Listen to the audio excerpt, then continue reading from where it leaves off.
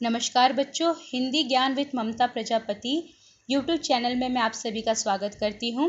बच्चों, ये जो वीडियो मैं लेकर आई हूँ ये 9वीं कक्षा का जो प्रथम पाठ है क्षितिज की किताब से प्रेमचंद जी द्वारा रचित दो बैलों की कथा, उसी का भाग तीसरा है। अब तक कहानी के 2 खंडों को मैं पढ़ा चुकी थी। आज मैं तीसरा, चौथा और 5वां खंड इस भाग में पूर्ण करने की पूरी कोशिश करूंगी। उम्मीद करूंगी कि पूरी कहानी का जो संदर्भ है, जो भाव है, आपको भली भांति समझ में आएगा।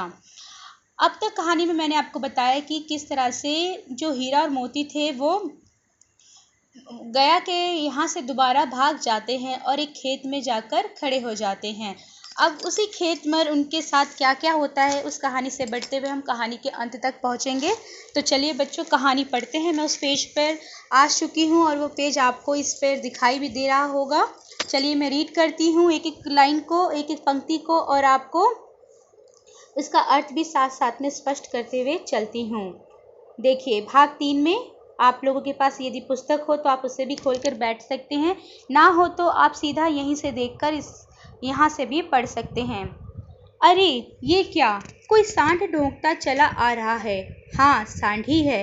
वह सामने आ पहुंचा। दोनों मित्र बगले झांक रहे हैं। सांड पूरा हाथी है, उससे भिड़ना जान से हाथ धोना है, लेकिन ना भिड़ने पर भी तो जान बचती नहीं नजर आती। इन्हीं की तरफ आ भी रहा है। कितनी भयंकर सूरत है।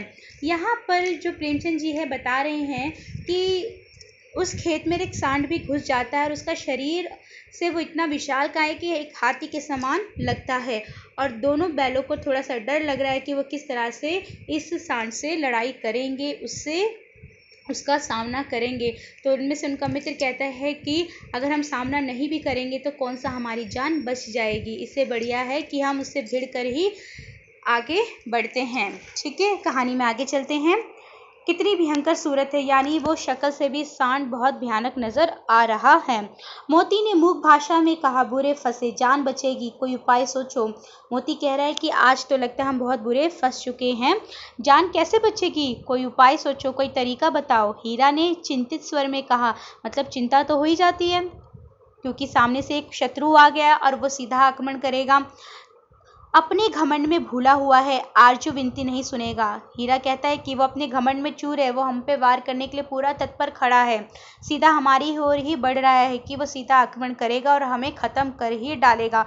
वो अगर हम उससे प्रार्थना भी करेंगे, उससे विनती भी करेंगे, तो वो हमारी बात नहीं सुनेगा। क्यों ना हम यहाँ से भाग निकले।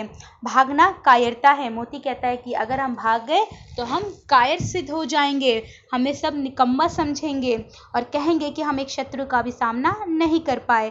तो फिर यही मरो, बंदा तो 9 2 11 होता है, तो हमें यही मरना पड़ेगा। देखो सामने वो जो आ रहा है वो 9 2 11 होते हुए, यानी एकदम दौड़ते हुए हमारे पीछे भागा भागा आ रहा है। 9 2 11 होना यानी मुहावरा है, भाग जाना होता है, वो एकदम से आ रहा है। और जो दौड़ाए, और अगर हम यहाँ से भाग जाए 9 2 11 हो जाए तो वो क्या हमें दौड़ाएगा नहीं। तो फिर क्या, कोई उपाय सोचो जल्द।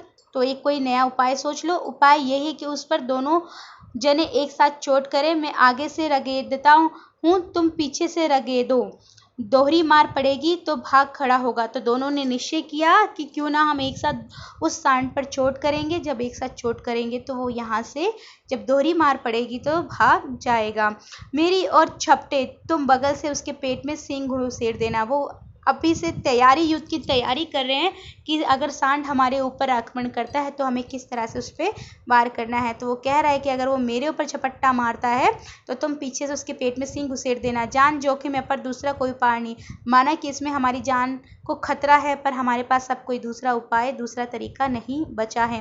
दोनों मित्र जान हथेलियों पर लेकर लपके। सांड को भी संगठित शत्रुओं से लड़ने का तजुर्बा ना था। दोनों दोस्त, दोनों हीरा मोती एक साथ उस सांड के ऊपर झपट्टा मारते हैं, एकदम से उसके ऊपर लपकते हैं। और सांड ने भी आज तक संगठित, मतलब एक साथ इकट्ठे होकर 2 लोगों के साथ युद्ध नहीं किया था। अब तक उसका सामना केवल एक एक शत्रु से ही हुआ था। देखिए अगली लाइन में लिखा है, वह तो एक शत्रु से मल्लयुद्ध करने का आदी था। ज्यों ही हीरा पर झपटा मोती ने पीछे से दौड़ाया। जैसे ही वो हीरा के ऊपर वार करता है, पीछे से मोती उसके ऊपर वार कर देता है। सांड उसकी तरफ मुड़ा तो हीरा ने रगेदा। जैसे ही मोती की तरफ सांड बढ़ता है तो हीरा पीछे से उसको ढकेलता है।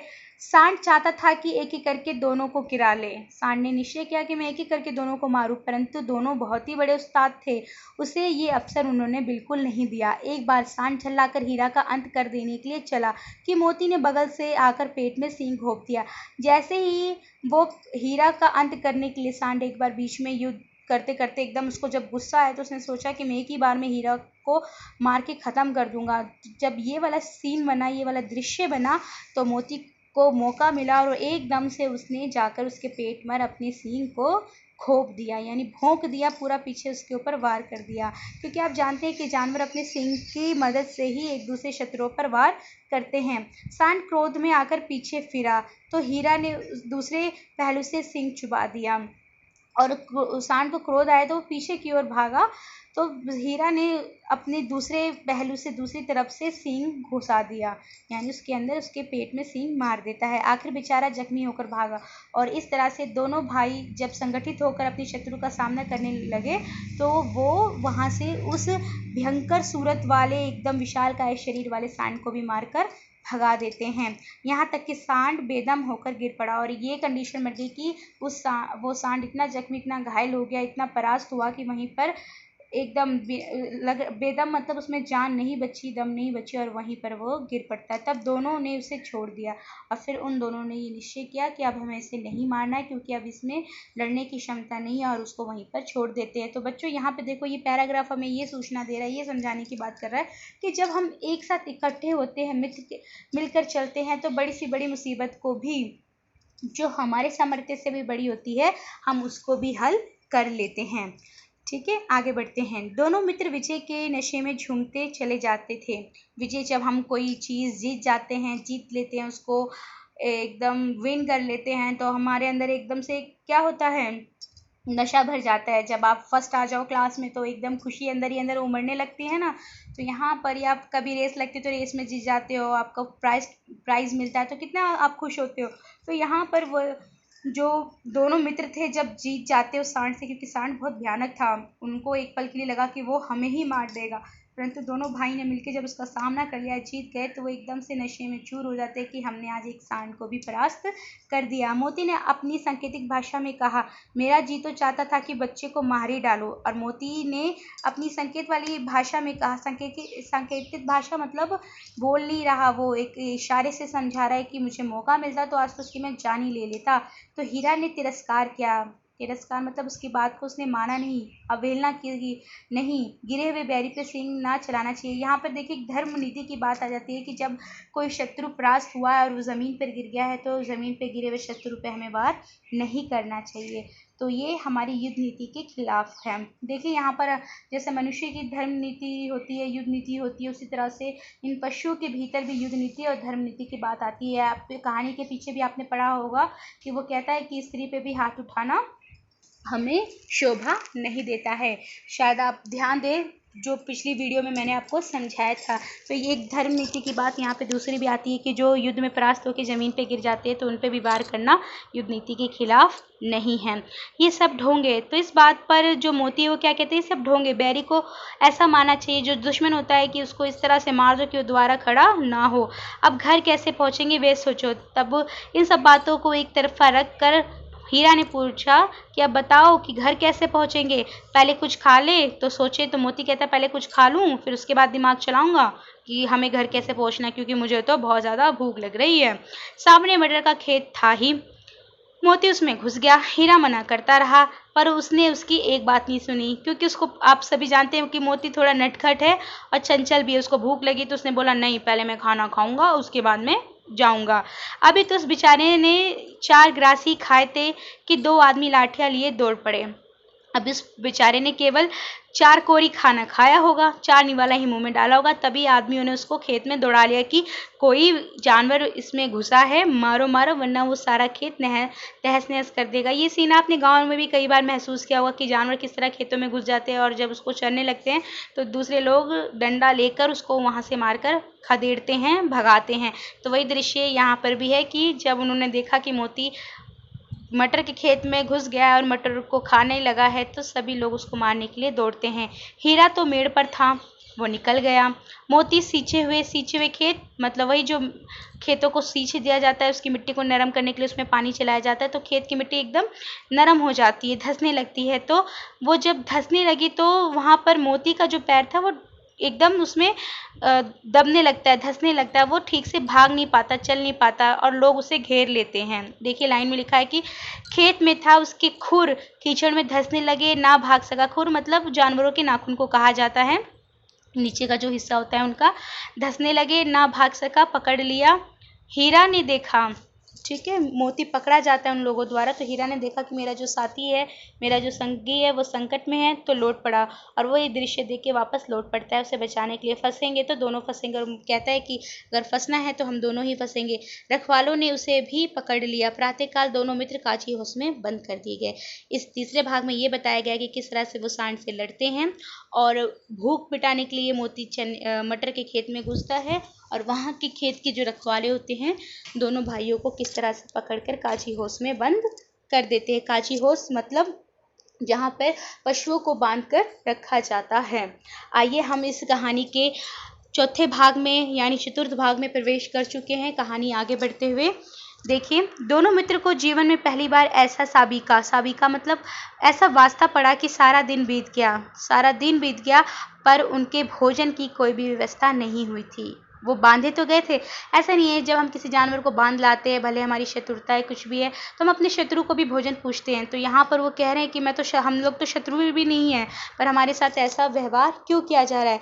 तो दोनों मित्रों को जीवन में पहली बार ऐसा वास्ता मालूम पड़ा कि सारा दिन बीत गया और खाने को एक दिन का भी उन्हें नहीं मिला। समझ ही में ना आता था कि ये कैसा स्वामी है, और बेचारे उनको कह रहे कि हमें समझ में नहीं आता है कि ये हमारा कैसा स्वामी है कि हमें कुछ खाने को भी नहीं दे रहा। वो मन में ही कल्पना कर रहे हैं कि इससे बुरा क्या था, गया ही था, कम से कम इससे तो गया भी फिर भी अच्छा था। यहाँ कई भैंसें थी, कई बकरियां थी, गया को उसने अच्छा क्यों कहा, सोचिए। देखिए गया क्या था, भले उनसे पूरा दिन काम लेता था, अच्छा खाने को नहीं देता था, पर कुछ ना कुछ तो खाने को ज़रूर देता था। पर यहाँ तो ये लोग इसको कुछ भी खाने को नहीं दे रहे थे। अब आगे कहानी में बढ़ते हैं। यहाँ कई भैंसें थी, कई बकरियां, कई घोड़े, कई गधे, पर किसी के सामने चारा ना था। सब ज़मीन पर मुर्दों की तरह पड़े थे।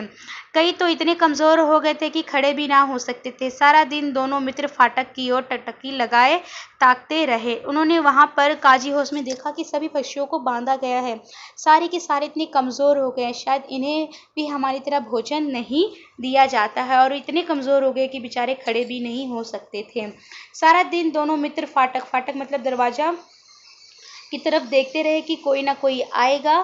टकटकी लगाना मतलब एक ही नज़र से कंटिन्यू देखते रहना। टकटकी लगाना मतलब कंटिन्यू वो देख रहे थे, पर कोई चारा लेकर आता दिखाई नहीं दे रहा था। तब दोनों ने दीवार की नमकीन मिट्टी चाटनी शुरू की। भूख थी, कुछ ना कुछ तो करते, तो भूख मिटाने के लिए बेचारे देखिए कितनी दयनीय स्थिति हो चुकी है। एकदम से आप देखिए कि बेचारे अपनी भूख मिटाने के लिए मिट्टी को भी चाटना शुरू करते हैं। पर यहाँ पे जो हमारे लेखक महोदय वो प्रश्न करते हैं, क्या इनसे उनकी तृप्ति होगी, क्या उनको ये मिट्टी चाटने से उनकी भूख मिट जाएगी। रात को भी जब कुछ भोजन ना मिला तो हीरा के दिल में विद्रोह की ज्वाला दहक उठी। आज देखो हीरा भी यहाँ पर क्या कर रहा है, विद्रोह कर रहा है। आज तक वो शांत स्वभाव का था, परंतु इतना अत्याचार सहते हुए उसको इतना क्रोध आया। जो भूख है उसकी भूख ने विद्रोह करने के लिए उसको खड़ा कर दिया है। वो क्या है, यहाँ पे उसने अपने आप को खड़ा कर लिया है विद्रोह करने के लिए। क्यों? क्योंकि एक भूख उसको विद्रोह करने के लिए तत्पर करती है। मोती बोलता है कि अब तो नहीं रहा जाता मोती, ठीक है। मोती से बोला वो क्या कि अब नहीं रहा जाता मोती मुझसे। मोती ने सिर लटकाए हुए जवाब दिया, मुझे तो मालूम होता तो प्राण निकल रहे हैं। वो कह रहा है मुझे तो मालूम हो रहा है कि मेरे जैसे प्राण निकल रहा है। इतनी जल्दी हिम्मत ना हारो भाई। तो हीरा कहता है इतनी जल्दी हिम्मत मत हारो, यहाँ से भागने का कोई उपाय निकालना चाहिए, आओ दीवार तोड़ डाले। हीरा कहता है मोती से चलो दीवार तोड़ देते हैं। तो मोती कहता है कि मैं इतना थक चुका हूँ, इतना हताश हो चुका हूँ, मेरे शरीर में तो ताकत भी नहीं है भोजन किए बिना कि अब मुझसे कुछ नहीं होगा। तो फिर वहाँ पर हीरा कहता है कि बस इतनी बूते के लिए ही तुम अकड़ते थे, सारी अकड़ तुम्हारी निकल गई। बाड़े की दीवार कच्ची थी, हीरा मजबूत तो था ही, अपने नुकीले सिंग दीवार पर गड़ा दिया और जोर मारा तो मिट्टी का एक चिपड़ निकल गया। ठीक है।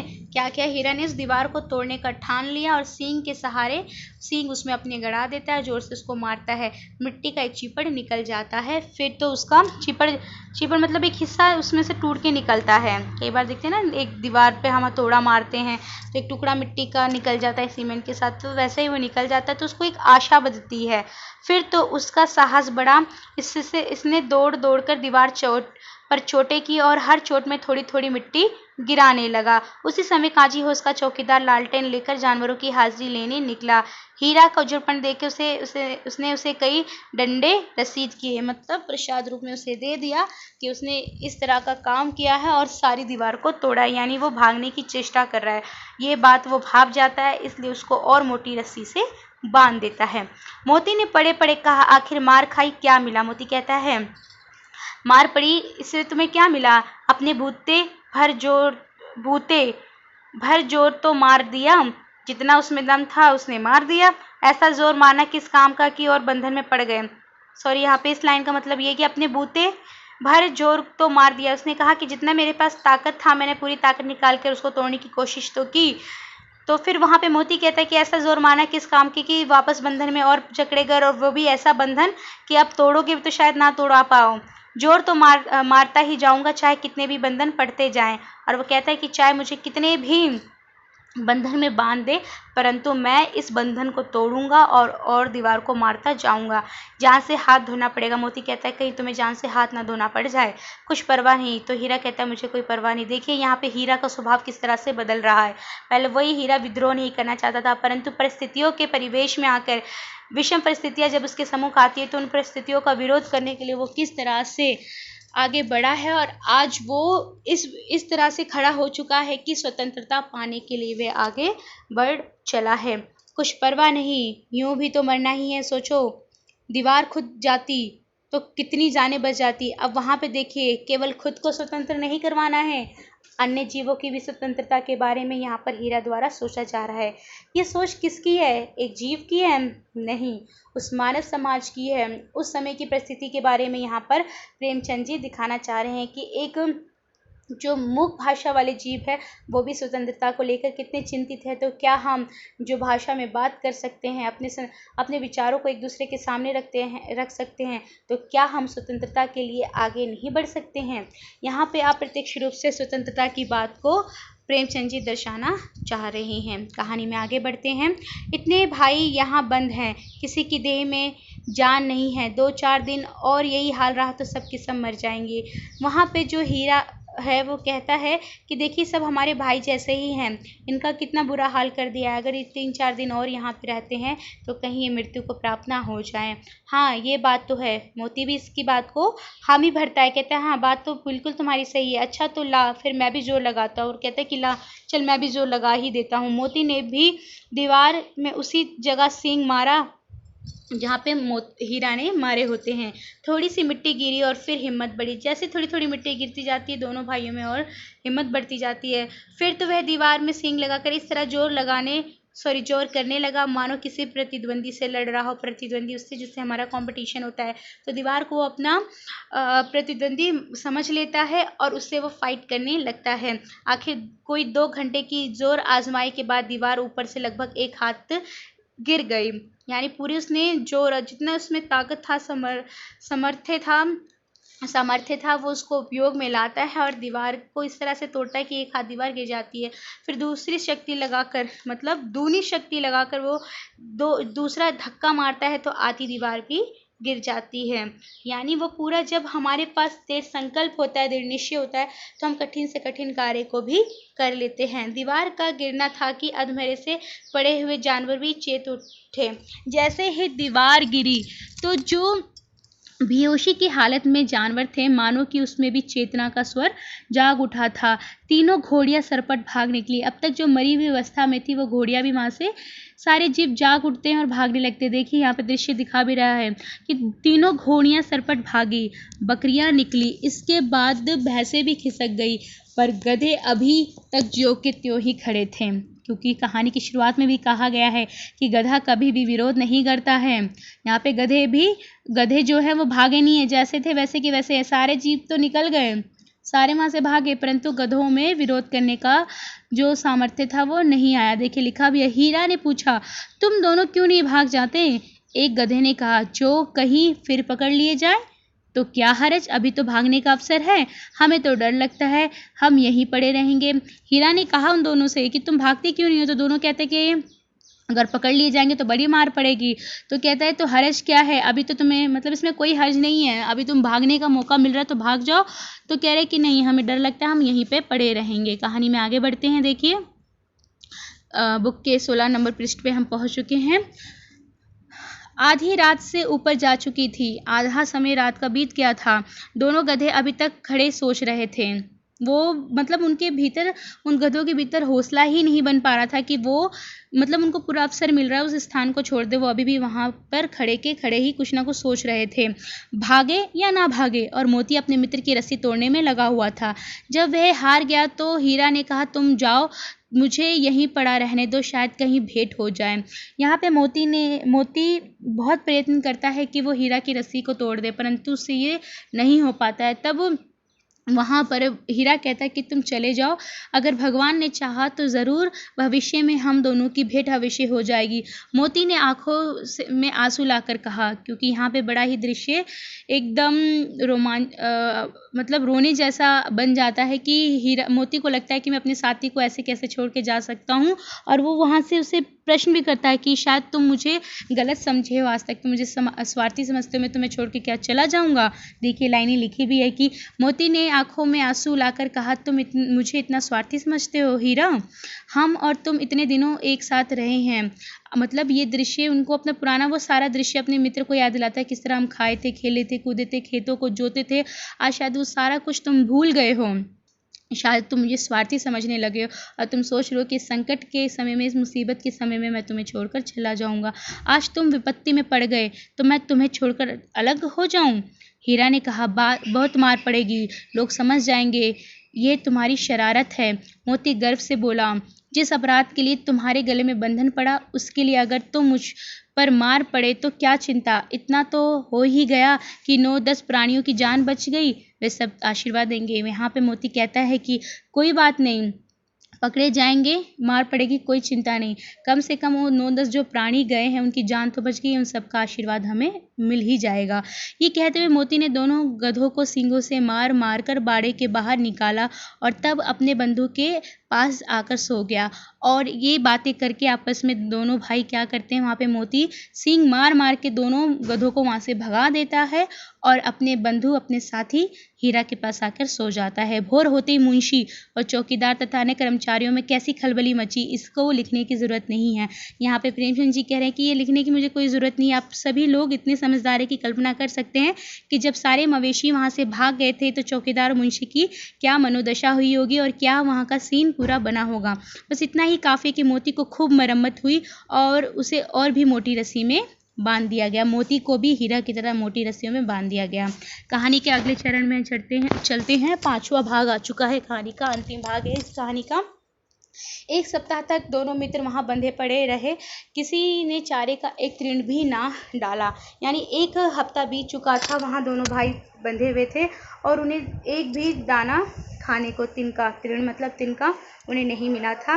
एक बार पानी दिखा दिया जाता था, यही उनका आधार था, मतलब पानी दिखा दिखा के उनको जीवन दिया जा रहा था। इतने दुर्बल हो गए थे कि उठा तक ना जाता था। बेचारे को जब खाना नहीं दिया गया तो शरीर उनका बिल्कुल कमज़ोर सा पड़ गया था, ठठरियाँ निकल आई थी, मतलब हड्डी हड्डी तक उनकी नज़र दिखाई दे रही थी। एक दिन बाड़े के सामने डुग्गी बजने लगी। एक दिन क्या हुआ, बाड़े के सामने डुग्गी बजने लगी। दोपहर होते होते वहाँ 50-60 आदमी जमा हो गए।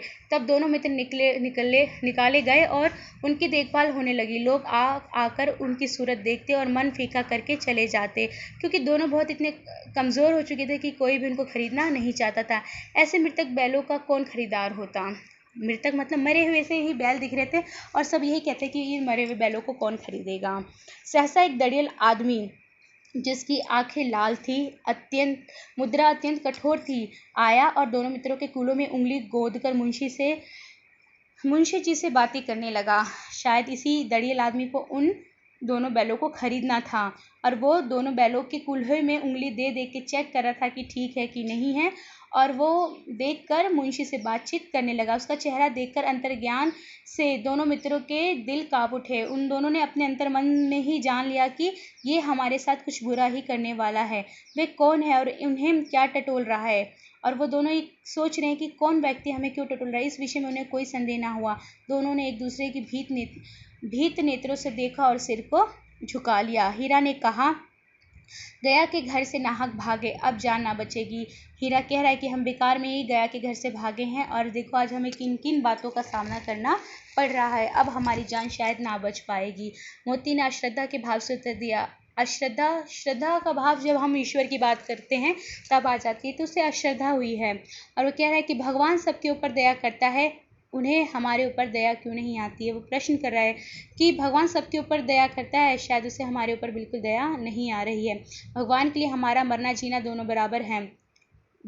यहाँ पर वो कह रहा है कि हीरा कहता है कि शायद भगवान के लिए हम जी रहे हो चाहे मर रहे हो, दोनों बात एक जैसी है। चलो अच्छा ही है, कुछ दिन उसके पास तो रहेंगे। एक बार भगवान ने उस लड़की के रूप में हमें बचाया था, अब क्या अब ना बचाएगा? यहाँ पे वो कह रहा है कि एक बार तो हमें भगवान रूप में वो बच्ची हमारे सामने आई थी, हो सकता है कि आगे भी हमें वो किसी न किसी रूप में दिखेगा और हमारी जान बचाएगा। ये आदमी छुरी चलाएगा, देख लेना। मोती कहता है, देखना ये आदमी हमारे ऊपर छुरियाँ बरसाने वाला है, तो क्या चिंता है, माल खाल सिंग हड्डी सब किसी न किसी काम तो आ जाएगी। तो यहाँ पर सकारात्मक भाव लिए हीरा कहता है, कोई बात नहीं, हमारे शरीर का एक एक अंग किसी न किसी काम तो आ ही जाएगा। नीलाम हो जाने के बाद दोनों मित्र उस दड़ियल के साथ चले। दोनों की बोटी बोटी काँप रही थी। बोटी बोटी मतलब शरीर का एक एक अंग उनका काँप रहा था। बेचारे पाँव तक ना उठा सकते थे, इतने कमज़ोर हो चुके थे कि वो पाँव भी नहीं उठा पा रहे थे और भय के मारे गिरते पड़ते भागते जाते थे। क्यों? क्योंकि उन्हें चाबुक मार मार के आगे बढ़ाया जा रहा था, क्योंकि वह ज़रा भी चाल को धीमी हो जाने पर जोर से डंडा जमा देता था। कौन? वही दड़ियल व्यक्ति। राह में गाय बैलों का एक रेवड़ मतलब जो पशुओं का झुंड होता है, ठीक है। तो गाय बैलों का जो झुंड है हरे हरे हार में चरता हुआ नजर आया। सभी जानवर प्रसन्न थे, चिकने चप्पल सब सुंदर से दिख रहे थे और उन्हें अपनी काया देख के थोड़ा सा ये एहसास हुआ कि हम भी इन जानवरों की तरह पहले दिखाई देते थे।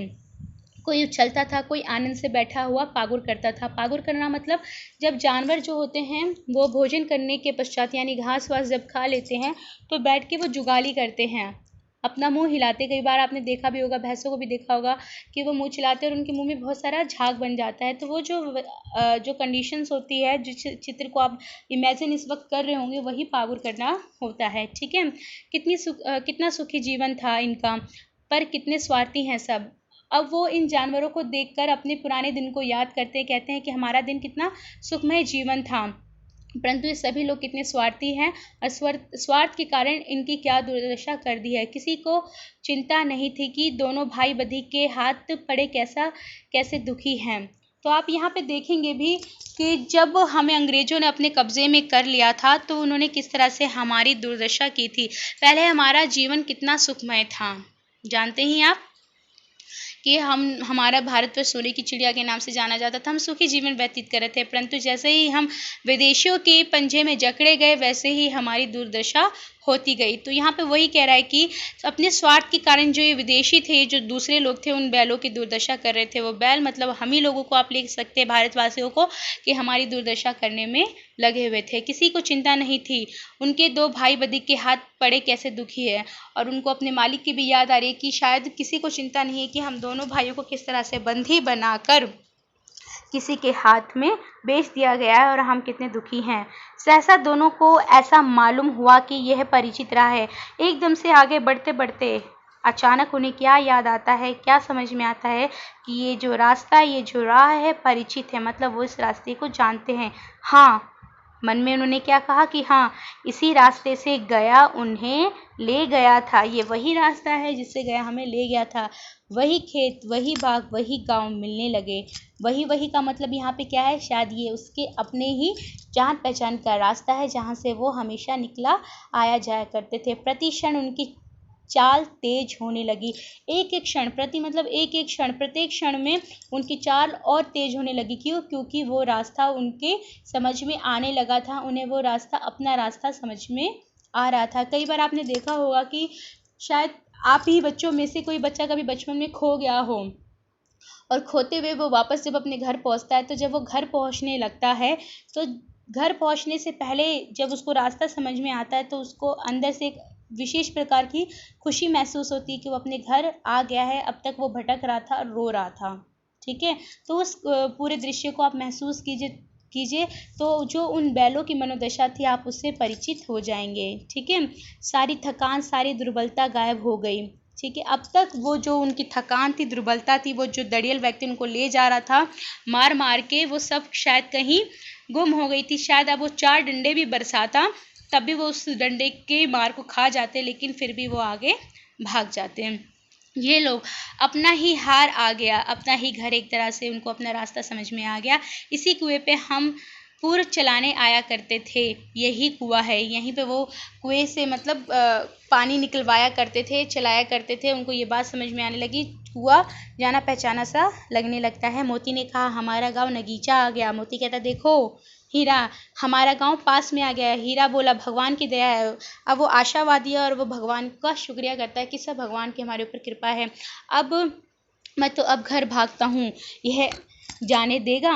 वो क्या कह रहा है मोती, क्या ये हमें जाने देगा? इसे मैं मार गिराता हूँ। नहीं नहीं, दौड़ कर थान पर चलो, वहाँ से हम आगे ना जाएंगे। दोनों उन्मत्त होकर बछड़ों की भांति कुलीर करते हुए घर की ओर दौड़े, और दोनों ने एकदम से क्या किया, अपने बल पे ठान लिया, और जैसे बछड़े होते ना, नाचते गाते हुए मस्ती करते हुए आगे भागते हैं, उस तरह से दोनों भागते हैं और अपनी घर की ओर दौड़ पड़ते हैं। वह हमारा थान है, और वह स्थान क्या है? स्थान मतलब जहाँ पे उनका स्थान था, थान से यहाँ स्थान लेंगे आप। दोनों दौड़कर अपने स्थान पर आ गए और खड़े हो गए। दड़ियल भी पीछे पीछे दौड़ा चला आता है। झूरी द्वार पर बैठा धूप खा रहा था, बैलों को देखते ही दौड़ा और उन्हें बारी बारी से गले लगाने लगा, और जैसे ही वो अपने दोनों बैलों को देखता है तो गले लगाने लगता है। मित्रों की आंख से आंसू, आनंद के आंसू बहने लगते हैं, और दोनों खुशी के आंसू रोने लगते हैं। एक झूरी का हाथ चाट रहा था, और एक बैल उनमें से झूरी का हाथ चाटने लगता है। हाथ चाटने का मतलब यहाँ से क्या है कि वो एक तरह से अपना प्रेम प्रदर्शित करते हैं। दड़ियल ने जाकर बैलों की रस्सियाँ पकड़ ली, और दड़ियल भागे भागे आता है और दोनों बैलों की रस्सियाँ पकड़ लेता है। झूरी ने कहा मेरे बैल हैं, तुम्हारे कैसे बैल? दड़ियल कहता है तुम्हारे कैसे बैल हो गए? मैं मवेशी खाने से नीलाम लिए आता हूँ, मतलब मैं मवेशी खाने से मैंने इनको नीलाम करके प्राप्त किया है। मैं तो समझा हूँ चुराए लिए आते हो, चुपके से चले जाओ, मेरे बैल हैं, मैं बेचूंगा तो बिकेंगे किसी को, मेरे बैल नीलाम करने का क्या अख्तियार है? वो क्या कह रहा है कि मेरे बैल हैं, मेरा मन करेगा बेचूंगा, नहीं मन करेगा तो नहीं बेचूंगा, मेरा मूड हुआ तो मैं नीलाम करूंगा, और किसी को करने की कोई ज़रूरत नहीं है, जाकर थाने में रपट कर दूंगा। तो यहाँ पे दड़ियल उसको धमकी देता है, मैं जा रहा हूँ थाने में रपट कर दूंगा, मेरे बैल हैं, इसका सबूत ये है कि मेरे द्वार पे खड़े हैं। तो वहाँ पे झूरी कहता है इसका सबूत यही है कि ये बैल यहाँ पे खड़े हैं, तो ये मेरे बैल हैं। दड़ियल झल्ला कर वो बहुत गुस्से में आता है, बैलों को ज़बरदस्ती पकड़ ले जाने के लिए बढ़ा। उसी वक्त मोती ने सींग चलाया, दड़ियल पीछे हटा, मोती ने पीछा किया, दड़ियल भागा। मतलब अब दोनों जब अपने घर आ गए तो उनमें एक विशेष प्रकार की शक्ति आ गई, और वो उस दड़ियल को भी वहाँ से मार कर भगा देते हैं। और इसमें कौन साथ देता है? मोती, क्योंकि आपको पता ही है मोती थोड़ा नटखट था। दड़ियल भागा, मोती पीछे दौड़ा। गांव के बाहर निकल जाने पर वह वहां रुका, और वहां पर दड़ियल का रास्ता देख रहा था कि ये भागता है कि नहीं भागता है। और वो देखता है कि दड़ियल दूर खड़ा धमकियां दे रहा था, गालियां निकाल रहा था, पत्थर फेंक रहा था, और मोती विजयी शूर की भांति उसका रास्ता रोके खड़ा था। और जैसे एक शूरवीर व्यक्ति पहरा देता है ना द्वार पे खड़े होकर कि मैं किसी दुष्ट को घर के भीतर प्रवेश नहीं करने दूंगा, उसी तरह से मोती भी उस दड़ियल व्यक्ति को अपना शत्रु मानकर उसका विरोध करता है, और रास्ते पे खड़ा हो जाता है कि तुम आ नहीं सकते मेरे घर के भीतर, यानी मेरे गांव के अंदर तुम्हारा प्रवेश निषेध है, तुम्हें मैं मना करता, तुम नहीं आओगे, अगर तुम आओगे तो मैं तुम्हें इसकी सज़ा ज़रूर दूंगा। गांव के लोग ये सारा तमाशा देखते थे और हंसते थे। जब मोती ने उस दड़ियल व्यक्ति को भगाया तो इस दृश्य को देखकर सारा गांव बहुत ही हंस रहा था। जब दड़ियल हार कर चला गया तो मोती अकड़ता हुआ लौटा। जब पूरा वो गांव से भाग जाता दिखाई नहीं देता है, तब वहां से मोती अकड़ता हुआ लौटता है। हीरा ने कहा मैं डर रहा था कि कहीं तुम गुस्से में आकर मार ना बैठो। और हीरा यहाँ पे कहता है कि मैं तो डर गया था कहीं तुम्हें इतना गुस्सा ना आ जाए कि तुम उसके प्राण ही निकाल लेते। अगर वह मुझे पकड़ता तो मैं बे मारे ना छोड़ता। तो मोती कहता है अगर वो मुझे पकड़ने की दोबारा कोशिश करता तो सच में मैं उसको मारे बिना नहीं छोड़ता। अब ना आएगा, हीरा कहता है अब नहीं आएगा, आएगा तो दूर से ही खबर लूँगा, देखो कैसे ले जाता है। और कहता है कि अब आएगा तो मैं दूर से उसकी खबर लूँगा, देखता हूँ कैसे मुझे लेकर जाता है। जो गोली मरवा दे। तो वो यहाँ पर हीरा कहता है अगर गोली मरवा देगा तब तुम क्या करोगे? मर जाऊँगा पर उसके काम तो नहीं आऊँगा। और यहाँ पर बड़े स्वाभिमान के साथ वो बैल कहता है मर जाऊँगा परंतु मैं किसी विदेशी, किसी दूसरे वाले के काम नहीं आऊँगा, इसलिए ही हम इतने सीधे हैं। माफ़ी चाहती हूँ, एक लाइन छूट गई हमारी। हमारी जान को कोई जान ही नहीं समझता, इसलिए कि हम इतने सीधे हैं। यहाँ अप्रत्यक्ष रूप से प्रेमचंद जी बता रहे हैं कि जो बहुत सीधा होता है उसकी जान की कोई कीमत नहीं होती है। तो बैल भी थोड़े सीधे हैं, ठीक है, थोड़ा हम उनको सीधा समझ लेते हैं। तो कह रहे हैं कि हम सीधे हैं इसलिए हमारी जान का कोई भी मोल नहीं मान के चलता है। तो यहाँ पे प्रेमचंद जी यही बताना चाह रहे हैं कि ज़्यादा हम सीधापन दिखाएंगे तो लोग हमारे जीवन का महत्व नहीं मानेंगे। ज़रा देर में नादों में ज़रा सी देर हो चुकी थी, काफ़ी समय बीत गया था। तो वहाँ पे नादों में खली, भूसा, चोकर और दाना भर दिया गया। दोनों मित्र खाने लगे। झूरी खड़ा होकर दोनों को सहला रहा था। वही दृश्य जो प्रथम भाग में हमने देखा था, किस तरह से जो झूरी था दोनों पे अपना प्यार लुटाता था। दोनों भाई एक साथ नाद में मुंह डालते थे, निकालते थे, खाते थे, मजे करते थे। वही दृश्य कहानी के अंत में आ गया। वही सुखी कहानी का अंत करते हुए प्रेमचंद जी हमें दिखा रहे हैं कि झूरी खड़ा दोनों को सहला रहा था और 20 लड़के तमाशा देख रहे थे। सारे गांव में उच्छ्वास था, मालूम होता था। अच्छा मतलब बिल्कुल खुशी का मौसम, उत्सव, आनंद का मौसम बन गया था। उसी समय मालकिन ने आकर दोनों के माथे चूम लिए थे। बहुत दिन हो गए थे अपने दोनों बैलों को देखे हुए। तो मालकिन जैसे इन दोनों बैलों को देखती है तो उनका माथा चूम लेती है। बहुत ही सुंदर दृश्य अंत में। उम्मीद करती हूँ कि आपको ये कहानी का जो भाव था, कहानी जो कहना चाहती थी, आप भली भांति सभी बच्चे समझ गए होंगे। अगर किसी लाइन का, किसी भी भाग का हिस्सा आपको समझ में ना आया हो तो आप सभी बच्चे मुझे कमेंट करके बता सकते हैं कि मैम हमें ये हिस्सा समझ में नहीं आया। मैं पुनः उसे समझाने का पूरा प्रयत्न करूँगी। उम्मीद करती हूँ कि जितना मैंने समझाया है आपको समझ में आ गया होगा। ठीक है, इसी के साथ मैं अपनी वाणी पे विराम रखती हूँ। धन्यवाद।